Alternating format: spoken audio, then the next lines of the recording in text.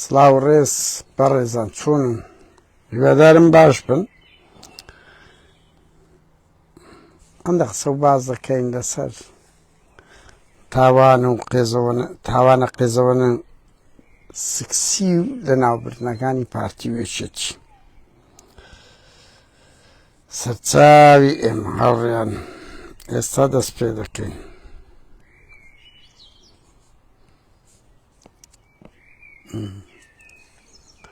لەو ژینگە خۆشەیە لەو ژینگە خۆشەی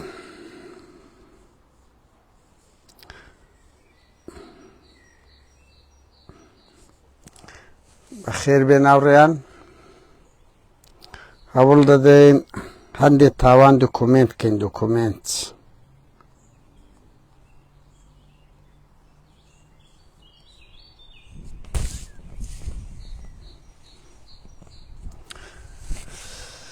خێربێن هاوڕێیان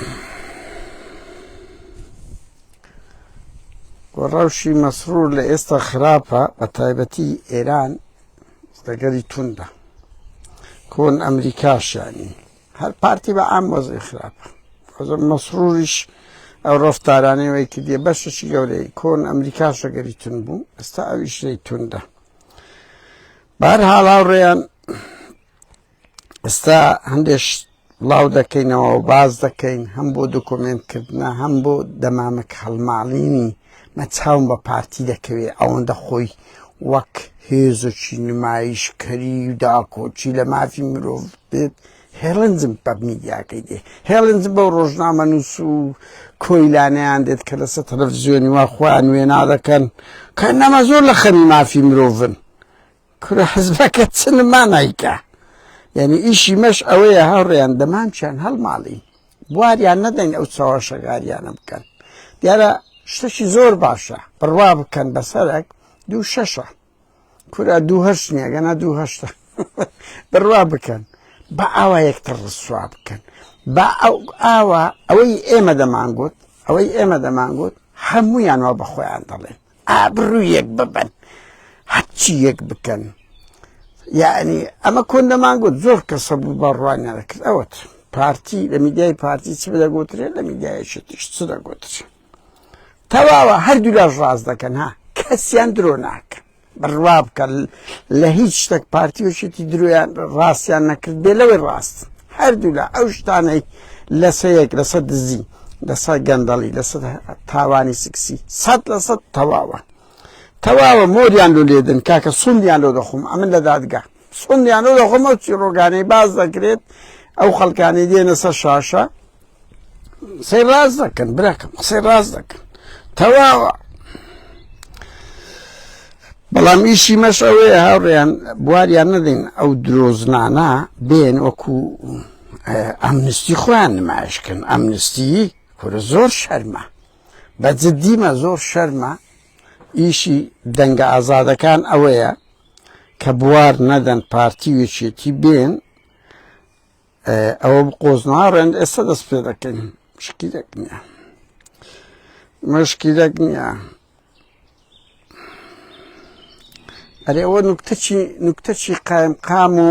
ئەوەی ئیدارەی مەخموریان پێگوتم هاوڕێیان تخوا چ کارە ساتە خەڵک ئەوەی چتە مەخمور و قەراج و کەندێناوەی دەزانی ینی لە خزمەت گوزاری بێبەشە کوکەرکوک بێبەشە لە ئەو هەموو خزمەت گوزاری لە کاتێکدا بەشەکە لە نەوتی جیهان قەراج و کەندێناوەش بەشەکە هەم لە ئیمتدادی نەوتی کەرکووک هەم بە خۆی دەوڵەمەندە. خەستەخانەیەکی قەرەوێڵەیی یەکێتی موافقەی لێ وەرگرتێ لە مەخموری دروست بکرێت لەبەرەوە یەکێتی ناتی مەخمور هەمووی بیابانە زۆربەی بیابانە گوتبیان شوێن نییان لێ بکەین لەبەر ئەوەی بەس مەشروع پرۆژەکە یەکێتی بوو پارتی گوتبیان هیچ شوێنمان نییە ئەو خەستەخانە 100 قەرەوێڵەیی لێ دروستکەین چون لە گەیارەیان دروست کرد تەسەووڕی سەخافەتی ئەو دوو حیزبە بکە لە گەیەکتری و ململانەی ئەو دوو حیزبە ڕەوشی کوردی بەرەو ئاسۆیەکی زۆر خراپ بردی هاوڕێیان. یعنی شەڕیان چییە؟ فکرە نەخێر خزمەت گوزاریە نەخێر مەسەلەی نەتەوایەتیە نەخێر شەڕیان لەسەر پۆستە وەزارەتی ناوەخۆ ئەوەیە کە من لەوەی حەقیەتی دەگرم بالعکسی ئەو خەڵکەی. یعنی پارتی هەرچی جملەی سەرەکی هەیە هەموو نەرمەکەکەی لۆ خۆی ئێسکەکەی فرێدات حیزبەکانی کوڕکاکە بەسەر چوو بە قوربان بە 39 کورسی نییە ئەو 39 کورسیت و نیوەی تەزویرە بەشی یەکێتیش نیوەی تەزویرە بەڵام تۆ هاوپەیمانی حکومت پێک دەینی ئەلێراوە حزبی کریستین دیموکراتەکان 4 و هەندەشینە جێگری سەرۆکوەزیرانی هەیە دەیانشتی هەیە براکەم تەنسیقە بەهەرحاڵ با ئەوە گرنگ نییە بەس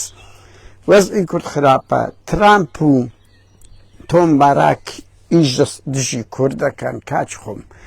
یعنی تورکیا ئیش دەکا وەزعی کورد زۆر ئێستا ئەو ئالوگۆڕی بەسەدا هاتیە ئێمە کە دەمانگە وەزعی کورد باشە لە کۆندا کاچ خۆم ئەو دەمی ئەو ترامپ و ئەو تۆم باراکە نەبوو ئێستا ئەوانە هاتیە سیاست انقلاب دەکا وەچی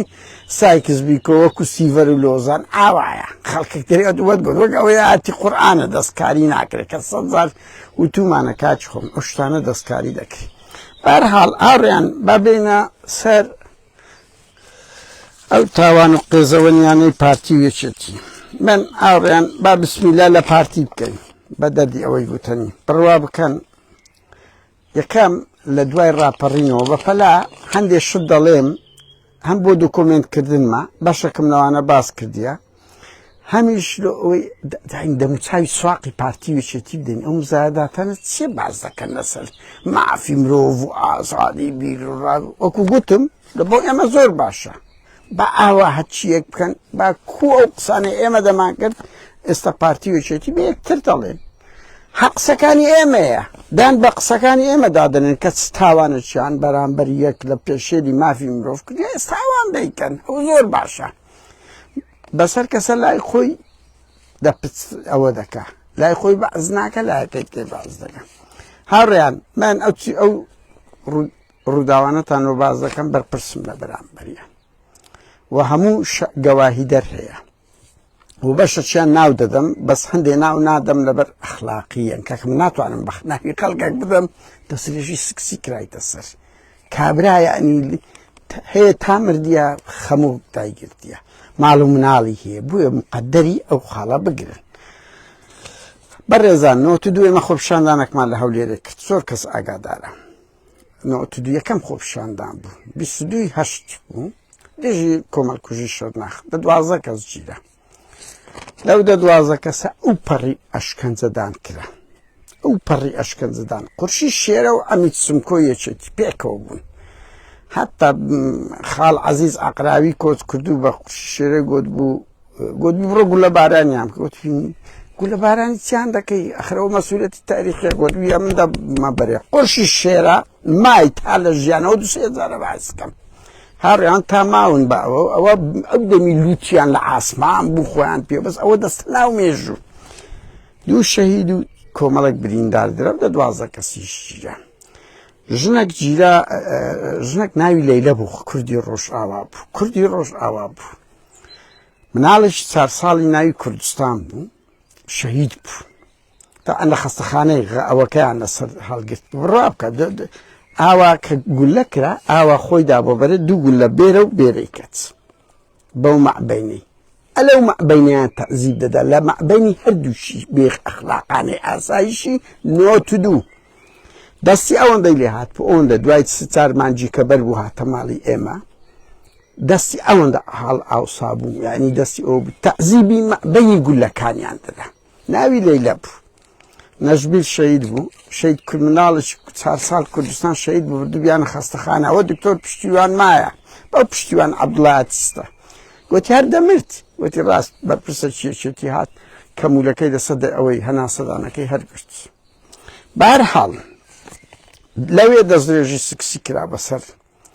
ئافرەتەک من هەر ئەوەندە دەڵێم دەستدرێژی کرا 92 تازە هاتبوونەوە لە شاخ ئێمە وەمان دەزانی ئەوانە نییە هەموو لە UN هاتینەوە و لە مافی مرۆڤ ئیش دەکەن هەر شۆک دایگرتین کە ئەوە ئەمایان ڕشان بڕوا بکە ئەخرەوە لە هەولێر ماوە ئەو چیرۆکە مە 2 جار لە هەولێر گولە باران ئاوا کرای ئەوەی عەفدەی شوبات کرا لە هەولێر ئەم لە 92 کرا هەم لە 94 کرا جارێک لەو شەڕی ناوەخۆ کردمان هەموو جارە شەهیدماندایە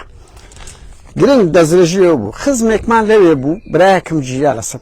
شەڕی پەکەکەی 92 گوتی چوومە ژۆرێ وتی پێم گوت لۆ احتراف لەسەر کوشتنی دکتۆر نافع و نازدار و ئەوانە کردوەتی ئەتراهی چ خۆیان بە گونم شۆر کردەوە گون مەجبورم پێم گوتنە وەرەقی سپی بینن چێتان دەوێت لۆ دەرێم کوشتیتم بە کەیف خۆی گوتبی هەموو کوشتیە ئەوە نۆ دوو هاوڕێیان من ئەو ڕووداوای قۆناغی هەم بەرەی کوردستان هەم تازە حکوومەت و پەرلەمان دروست بوو لە دوای سیوێکی ئاب کابرایەکە بوو بە ناوی ئەحمەد قادۆ هەرچێکی کوشت بوو تتەسەوەڕێ عەقڵی مەسعود بارزانی بکە هەرچەکان تووڕە بوون گوتیان تۆڵەی دەکەینەوە مەسعود بارزانی چ ڕێیەکی دانابێ خۆ دامی ناکە گولە بارانی ناکە تا ئەو ئەحمەد قادۆی برازایەکی لە کنیتی ڕاوێژکارە بە ناوی ڕزگار لە دوای سیوێکی ئاب سواری سیارەی کردبوون لەگە 4-5 ئیسلامی ئەوە مەشهورە لە جەریدەی خەباتی ژۆخت خۆی بڵاوەوە ڕۆیشت بوون لەسەر زێقەندیدی لەوێن دەر سیارەکەی بەخۆی هات بە خوارێ سیارەکەی بە سیارەوە ئەحمەد قەدۆ و 4-5 ئیسلامیان فرێدە ناو ئاوێ خنکان بە سیارەوە بە کەلەپچە کراویەوە کە قوتار نەبن وەدیه بارزانی جەماعەتێکی زەعیم عەلی لە سەرەتای نۆتەکان بوو لەگەر لەسەر مەسەلەی ژن لەگەر جەماعەتی بارزانیەکان بە شەڕ هاتن یەکەچیان لێ بریندار کردبوون کوشتبوون چ بەوە مەشهورە ئەوە دی بارزانی چوو یەکەچیان برینداریش بوون هەو خەستەخانەی دەرینا بە دەستی خۆی هەردووچی کوشت من ئەوەم بە ڤیدیۆش باس کردیە هەردووچی بە دەستی خۆی دووتیان کوشت وتی کورە بی سۆرانی تەقە لە بارزانیان بکەن کەسێک کە بوو ناوی عەلی ئیسلامی هەر ئەوەندە دەرێن ئاخر تەقینەوەی هەوڵی تەقینەوەی یان تەخریبات لە بەرامبەر سەفارەی ئەمریکی وازام 2016 بووە کردیتی لە ناو زیندان گوتیتی ئەمن ڕاستە ئەو شتەمان کرد بەس احترافمان کرد بەس بۆ ئەوی هەموو وردەکاریەکان باسکردن ژنم هاتە پێشم دەستیان لە بۆ بردێ بۆیە هەموو زانیاریەکانم باس کردیە کەسێک هەبوو هاوڕێیان ناوی حاکم حوسێن پەرلەمان بوو براڕۆ حاکم بوو حاکم تاقیقی لەگە خەڵک دەکرد بە قایشی لە خەڵکی حاکم بوو حوسێن پەرلەمان مەشهورە لە زیندانی ئاکرێ بە قایش و بە بۆ کەس لە خەڵکی دەدا کورەوە نوکتەیە نوکتە بڕوا بکەن بۆیەش ئەوە دەڵێن تەعەن زۆر کاری قێزەوەنی کردیەوە حوسێن پەرلەمان ماوە گۆچی وەزیر خارجی وەزیر بوو ئیتر نازانم لەن ئەوەزانم ناوە خۆ تەعەن ئەوە برا کوڕەخوشکە چی ڕێبەر کوڕەخوشکەکەت ناوی ڕاوەستە زرێڤان بوو زرێڤان کوڕەخوشکی ڕێبەر ئەحمەدی بوو یەکێتی ئابلۆقەیان خست بە سەر یەکێتی ئەو زرێڤانش کە کوڕەخوشی ینی وتیان خاڵوانی بوو ڕێبەر ئەحمەد ویستی بووی بستە ئەوەی ینی تەوقی ئابلۆقەکەی بشتێنی ئەرزاق لۆ قازانس ها بنێری لە بۆ دەڤەری هەولێرە لۆ تجارەت گوتوی ئەو حاکمی پارتی وتی بڕۆ بهین ڕووتی کەنەوە سواری دەبم سواری نەبوو بەڵام وای گوت ینی ئەمە قەزم لەوەیە هاوڕێیان چیرۆکەکەم باس کردیە لە کوردستان پۆستەیە دوسێ ئەوانم هەموو تۆمار کردە لەو مێژوو بۆ نەوەکانی داهاتوو با بمینێ جارێک سەڵی مانگی سووری جیهانی چوویتە زیندانی مەسیف لەوێ گوتی خەڵکی چێتان هەیە کابرا غیرەتی دایتە خۆی ناوی مام ئەسکەندەر بووە مراقیب بووە چیرۆکەکی زانی وتی ئەمن ئەو قسانە دەکەم دوایە با بمکوژن وەدوێ و کابرایی دەبینی گوتوی ناوی کەسەکی گوت گوتی ئەوە لە وەختی تەحقیق دەستدرێژی کرایتە سەری لە وەختی تەحقیق دەستدرێژیان کردیتە سەری کابرای دەستی بە گریان کردیە یەک لەولا دەستی بە گریان کرد گوتیەوە دەزان بەس لەگەوی کرایە لەگەم نیش کرایە یەکەشکە لەو لای ئەو بوو 5 کەس لەوێن دەرگوتبیان دەستدرێژی سکسیمان کرایتە سەر لە ناو زیندانی مەسیفی باشە لە ناو زیندانی مەسیفی چوب نەکەن مەسعود بارزانی حەق مەسعود تەحقیقی کردبوو ئەو لەبەرەوەی دەرەقەتیش نات بوو ئابڕوو چوو بوو 3 کەس تەحقیقیان کردبوو هەندرێن هەڵگورت داراڕەش هەندرێن و هەڵگورت دوو برا بوون جیران بردبیانە زیندان لە ناو زیندان هەڵگورت وابزانم گوت بووی گوتبی 1 سەعات کە بەرم نەدەن بە ئەسمەد ئەرگوشی بدەین هەموو نهێنیەکان باز دەکەم. ئەسمەد ئەرگوشی گوتبووی بەرد دەدەین بە مەرجێک لە 72 سعات نابی لە ناو کوردستان ببینێ لە ئەوروپایە. ئەویت کەس دەڵێن ئێستا زابتی زێرەڤانیە. ئەو سێ ئەو تاوانیان لە زیندانی مەسیف دەستێژی سکسی لە بۆ خەڵکی یەکێتی کراب. من ناوەکان نادەم ئەگەنە ناوەکانم پێ ئەو خەڵکانە ژیرا بوون. شێروانی بە ئاشکرا لە دادگا گوتی هەڕەشەی هێنانی ژنیان لە من کرد. خۆش بە زۆر بە جورئەتەوە. زیندانەکانی ئاکرێ سپیلک سەری ڕەش ئەوەی پارتی ئەوە بەسی پارتی بازەک مەسیف و ئێستاش هێزی بارزان سوپای بارزان هێزەکی هەیە زیندانێکی نهێنی هەیە زیندانێک لە سەری ڕەش هەیە. گەنجەکەیە من نامێ ناوی بدەم بەخۆی باسی کرد گوتی 20 ساڵەیە چەند ساڵ لەمەوبەر دەست ڕێژیم کرا سەر بە ئەمری سیدات بارزانی و ئەوە کەریم سنجاری شکایەتیشی کرد بە ئاشکراشە من نامێ ناوی بدەمەوە هەمووتان دەزانن. ئیسلامیەکان ئەو ئیسلامیانە ماوەیەک ئیسلامیەکی زۆر دەگیران هاوڕێیان بە تایبەتی بدایەتی 2000ەکان بڕوا بکە کارەسات بەرامبەریان کرا. مامۆستا ئیسماعیل سوسێ کردیانە تیرۆریست چیرۆکی سەیری لەسەر دەژێڕێتەوە من نامەوێ باس بکەم بە خۆتان دەزانن یعنی چیان لەگەڵکردن کە چیرۆکی ئەو دوو کەسەتانەوە دەرێم هاوڕێیان دوو زیندانی کراو هەبوون بە ناوی ئەمیر قادر محەممەد و هوشیار سابری بازامیکە چامبەر بوون تا ئەوە گوایە هەوڵی تیرۆری مەحموودە سووریاندایە هەوڵی تیرۆری مەحموودە سووریاندایە دای ئەوە دەردەکەوی کورە بابە دوو کەسی کەن بە ناوی سەعد و هێمن ئەوانە ئەو تاوانە ئەو دوو بەریئن خەریب ببوون گوتیانە من خەریب بووین وتمان بەردەبین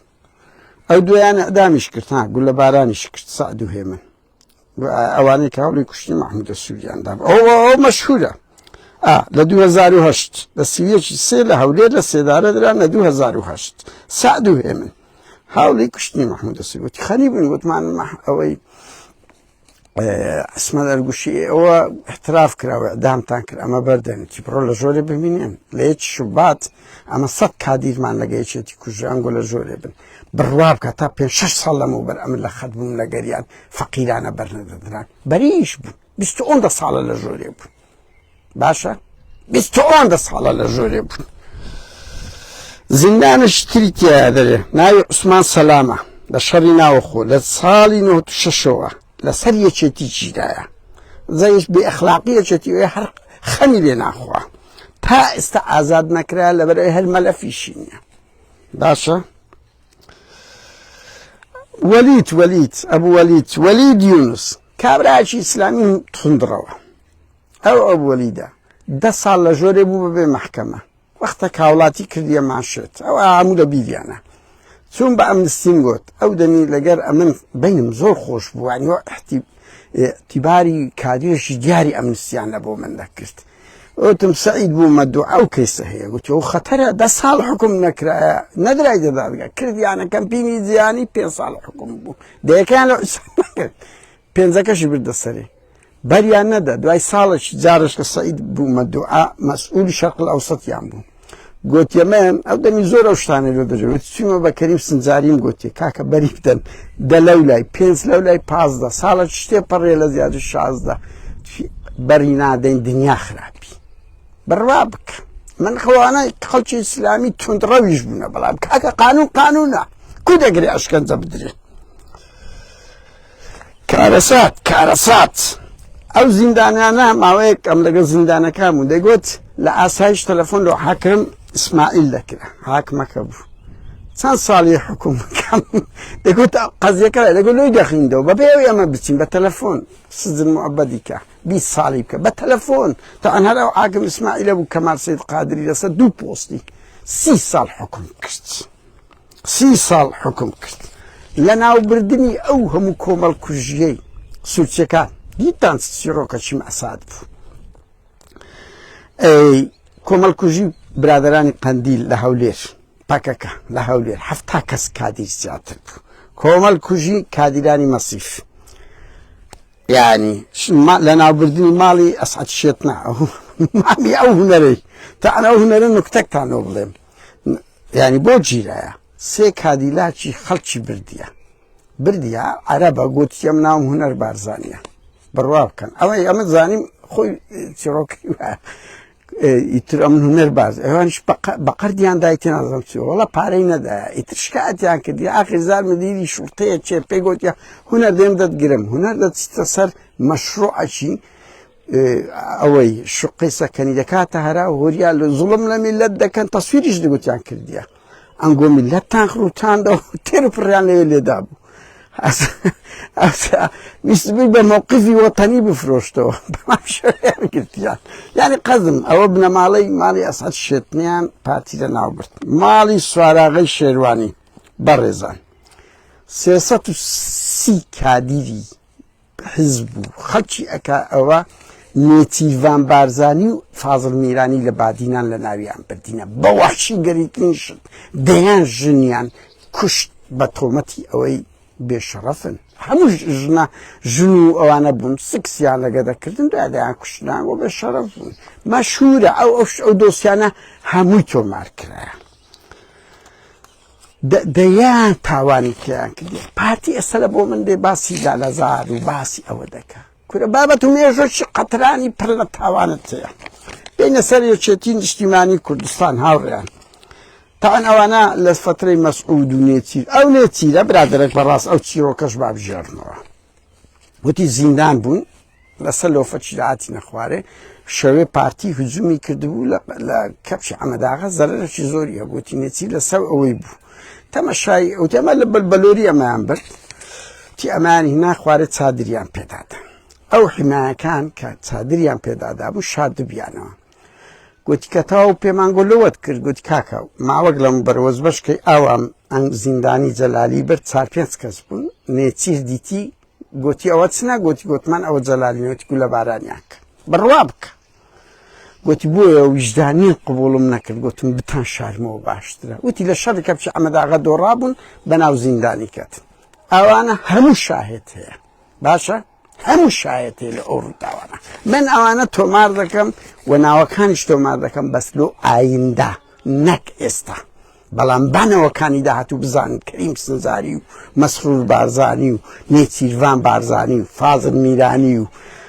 يچيتي كان استدي مسألة بزانن تيان كتش هاوريان افرتك دروا يچيتي كيسي حما حلاقي هي زور كارساتا حما حلاق ديو كي نكا شورا طاي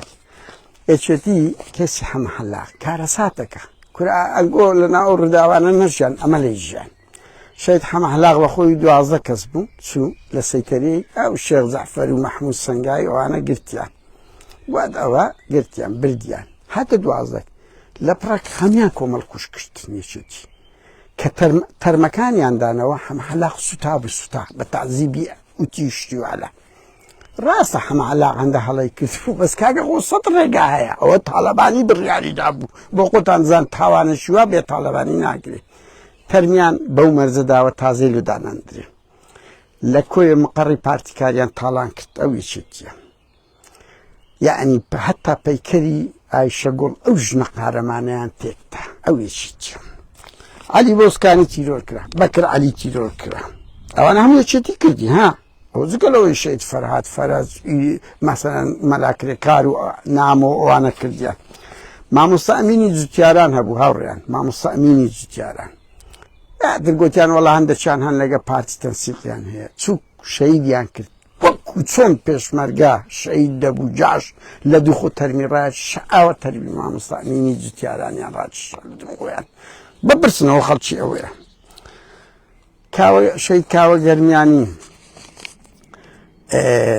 کاوه گرمیانی سه کس تیروریان کردی هم پیاوی محمود سنگایی بون هم کادری دزگانه من دزانم يعني ورد كريم لا براستي يعني ورد كريم لا قصدم لودي هاوريان شروكش خسرو قول يعني لو باس كردم كارساتا كورا برا برواب كاون دزورا خەسرۆگوڵ بە کادیرێکی دەستگای گوتبوو خەسرۆگوڵ مەسئولەکی گەلە گەورەی ئاسایشیەکێتی وام قۆناغەکان گوتی بڕۆ ئەو نەفەرەی بکوژن بەڵام بە عەزابەوە وەختە کابرای گوت وەرە چ لێ کرد گوتی وەڵا بە خاکەناسی پارچە پارچەم کرد گوتی دە قەیدی ناکە بەڕوان پێ بکە خەڵک وتی ئاوای بەعس کردی گوتی قەیدی ناکە بە خاکەناسی کورە کاکە ئەوانەن دێن لە بۆ من باس لە ئەوە دەکەن دەیان کەسادی کە ئەو عەبدوڵای قەسرییان کوش ئەوە تیرۆرەکان هیچ تەعزیبەکان کاک هەڵگورت تاڵەبانی لقاءەکەم لەگەری کردیە خزمی مام جەلالە بڕۆ بزانە چ کارە ساتی عومەر فەتا و دەستگای زانیاری باس دەکات چ فەزاعەتێکیان باس دەکات هاوڕێیان بۆیە یعنی کەس لەوانەوە نەکەن من بێمە دوایین شت بێمە سەر لاهور شێخ زەنجی و براکانی 10 ساڵی ڕەبەق ئەوانیش ڕێبەرە ئەو دەستگای ئەمنی و حاکمی کوردی کورد بوون خاستن لاهور و براکانی ئەنتەر بوون هەموومان منتەهی هاوڕێیان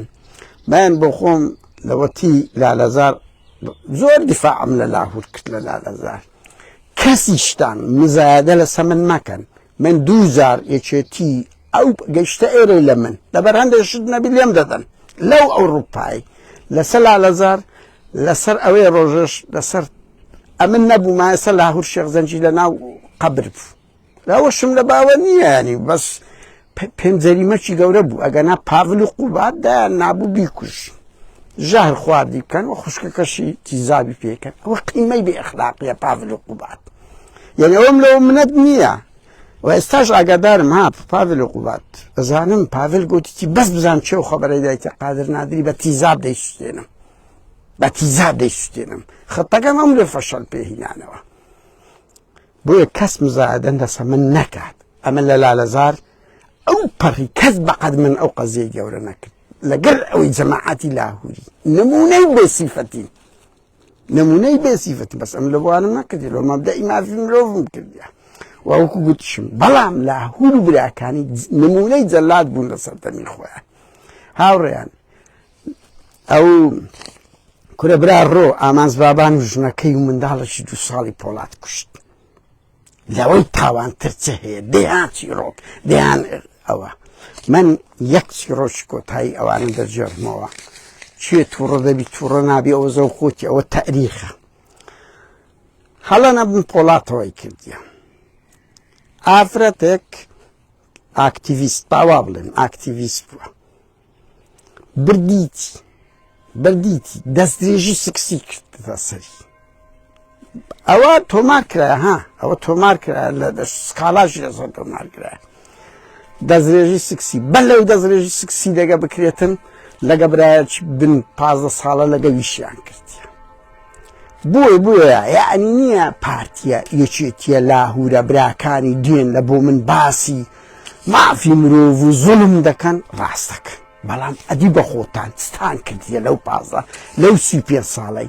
تەخسیری ئێستا پاڤل ئەی هاوار بەتەما بۆ ئامۆزای خۆی بکوژی ژەهری بداتێ ئەڵێ ئەوی بزانم ئەوەیە تیزابی پێدا دەکە کاکە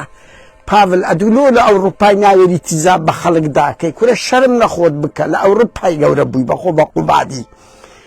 ئەتو منافەسەی پارتی بەو ئەخلاقیەتە دەکەی ئەوەی کاکێمنە سوور باسی کرد چ کارە ساتەکە کوڕی کەسەکی تێگۆشەری یەجێتی و مادونە نازی کە بە خوێنی ئەوانە ئەنگواتینە سەر لە دەسەڵاتن چت لێ کرد 2000 بڕوان پێ بکە ئەمە زەختم کردیە کە ئافرەتەکە خێزانی کاکێمنی نەبردرێتن بڕۆ بپرسن لە بەڕێوەبەری ئاسایش سەر خێڵی بڕۆ بپرسن 2000 ئەمە زەختم کردیە کە ئەمە لە میدیا گەورەم کرد خۆ دەبی پارتی دیار نەبوو قەزدم لەوە دێ فرەوانە بێ ئەخلاقن یعنی هاوڕێی خۆیان هاوسەنگەرەکانیان یەک حزب یەک دووتان چیان لەو گەنج و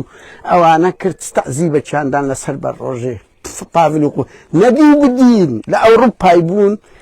هیچیان نەبوو ئێستا هاتینە سڵتە و دەسەڵات و پارە و ئامۆزای خۆی دەقوژی تیزابی پێدا دەکا ئەو مەخلوقانە هەن هاوڕێیان یان مەسرور بارزانی لە جامعەی ئەمریکا لەسەر نازانم ئەوەی وەڵا ماجستێرەکەی لەسەر شتێکی زۆر کۆمیدیایە کۆمیدیایە بالعکسی ئەنزیمەکەیت یان نێچیر لە بۆ منێزە خۆی کردە فریشتە نێتی تا 2003 سەدان کەست کوشت لە بادینە ئەوە تاریخە هاوڕێیان ڕەش نابتەوە قادر نادر قسە ناکە سەتی تکە قسە دەکە